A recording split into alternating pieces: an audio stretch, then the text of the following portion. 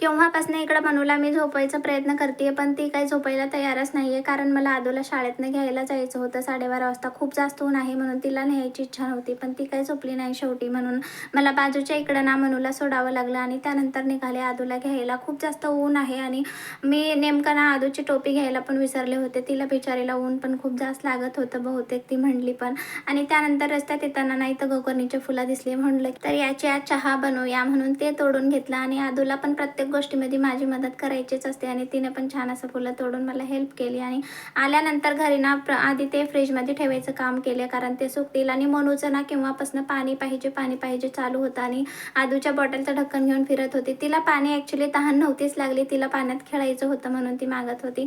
आणि त्यानंतर ना हे फुलं होते जे की मॉर्निंग मी देवाला चढवले, तेच सुकवायला ठेवायचे होते कारण मला याचं पेस्ट बनवायचं आहे केसासाठी. सो ना मी कितीही ठरवलं की मॉर्निंग हे लवकर भिजत घालूया इडली डोसासाठी, पण ते काही होतच नाही. आणि नेमकं 2 तर वाजता आणि आज पण तसंच काहीसं झालं आहे इकडं.